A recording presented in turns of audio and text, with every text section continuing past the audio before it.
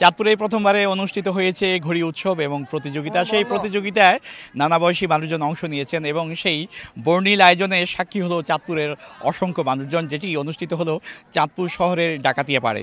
এই ডাকাতিয়াপাড়ে এটি প্রথম সম্ভবত ঘুড়ি উৎসব, যেটি দেখতে শহরে নানা প্রান্ত থেকে ছুটে এসেছেন অসংখ্য মানুষজন এবং তাদের মধ্যে এক ধরনের উত্তেজনা ছিল এক ধরনের মানসিকতা, যেটি আসলে তারা কিভাবে প্রশমিত করবে, কারণ আবহাওয়াটা ছিল একটু গুমোট এবং অনেকটা বাতাস তো ছিলই না, তার মধ্যেও কিন্তু আকাশে ঘুড়ি উড়েছে এবং এই যে মানুষজন উপস্থিত হয়েছে তাদের চোখে মুখে কিন্তু এক ধরনের উচ্ছ্বাস, আনন্দ এবং উত্তেজনা ছিল।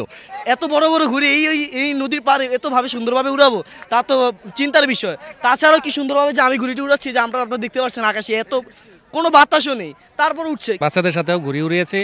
বাচ্চাদের সাথে ঘুড়ি উড়ানোটা খুবই কঠিন, এই বয়সে ঘুড়ি উড়ানোটা খুবই কষ্টসাধ্য, তারপরেও খুব আনন্দ লাগছে, বাচ্চারা খুব ভালো উড়িয়েছে। কাইট ফেস্টিভ্যালটা হচ্ছে আমাদের যে মানে ইয়াং যে জেনারেশন, ওরা আসলে মোবাইলে এত আসক্তি হয়ে গেছে। আমরা চাচ্ছি আমাদের ঐতিহ্যটা, যেটা ঘুড়ি যে ঐতিহ্যটা, সেটাকে আবার রিটার্ন করার জন্যই আমরা এই ঘুড়ি উৎসবটা চিন্তা করেছি। শেষ মুহূর্তে যারা ঘুড়ি উড়িয়েছে, যারা নাটাই ঘুরিয়েছে, তাদের মধ্যে যেমনটা উত্তেজনা ছিল, কারণ কার ঘুড়ি কে কতটা উপরে উঠাবে এবং কার ঘুড়ি কে কাটবে সেই প্রতিযোগিতা ছিল তাদের মধ্যে। আর এই ঘুড়ি উৎসবকে কেন্দ্র করে মানুষের মধ্যে একটা আগ্রহ, কৌতূহল এবং এক ধরনের উত্তেজনাও ছিল, কারণ চাঁদপুরে এর আগে কখনো এমন প্রতিযোগিতা বা উৎসব অনুষ্ঠিত হয়নি।